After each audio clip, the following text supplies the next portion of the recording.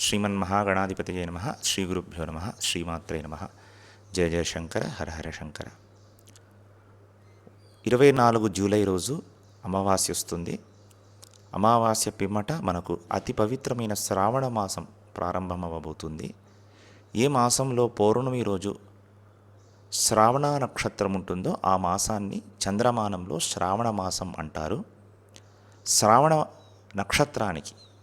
నక్షత్రానికి అధిష్టాన దేవత శ్రీ విష్ణుదేవుడు.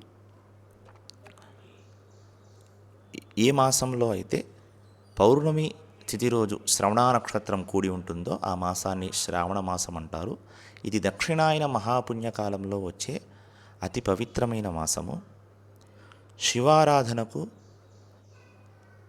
అమ్మవారాధనకు, విష్ణు ఆరాధనకి మూడింటికి అతి అతి అతి విశేషంగా చెప్పబడిన మాసం. ఇలా కార్తీక మాసము విశేషంగా పరమేశ్వరుడు సదాశివుడి ఆరాధనకు, శ్రీ మహావిష్ణువు ఆరాధనకు, అన్ని దేవతామూర్తుల ఆరాధనకు విశేషంగా చెప్పబడుతుందో అదేవిధంగా శ్రావణ మాసానికి కూడా ప్రాముఖ్యత ఉన్నది.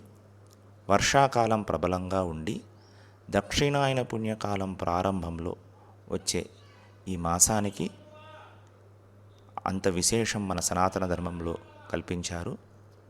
శ్రావణ సోమవారము, శ్రావణ శుక్రవారము చాలా విశేషంగా సోమవారం రోజు ఆ దేవదేవుడు సర్వలోకేశ్వరుడైన సాంబపరమేశ్వరుడు సదాశివుడికి ఆరాధన చేసి రుద్రాభిషేకము చేసి ప్రదోషకాలంలో స్వామివారిని అర్చించి దర్శించి పూజిస్తారు. అదేవిధంగా శ్రావణ మాసంలో వచ్చే శుక్రవారాల్లో ముత్తైదువులకు వాయనాలిచ్చి సువాసిని పూజ, కన్యా పూజ వంటి కూడా చేసే సాంప్రదాయము మన ఆంధ్ర రాష్ట్రంలో, దక్షిణ భారతంలో, ఉత్తర భారతంలో కూడా ఉన్నది.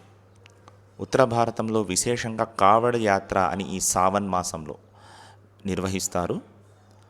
అనగా వాళ్ళ గ్రామాలలో ఉన్న పుణ్యతీర్థాన్ని తీసుకుని వెళ్ళి కాశీ విశ్వనాథుడు, ఉజ్జయిన్ మహాకాళేశ్వరుడు ఇలాంటి క్షేత్రంలో ఉన్న ప్రముఖమైన జ్యోతిర్లింగాలకు అభిషేకిస్తారు కావళ్ళు తీసుకెళ్ళి. అలా చాలా విశేషమైన మాసం ఇది. ఈ మాసంలోనే మనకు వరమహాలక్ష్మి వ్రతం వస్తున్నది, శ్రీకృష్ణ జన్మాష్టమి వస్తుంది, మంగళగౌరి వ్రతాలు వస్తున్నాయి. సో ఈ విశేషమైన వ్రతములకు, ఈశ్వరారాధనకు పెట్టింది పేరు శ్రావణ మాసం.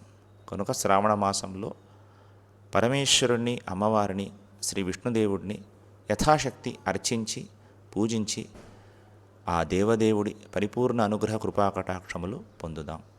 నమఃశివాయ. స్వస్తి.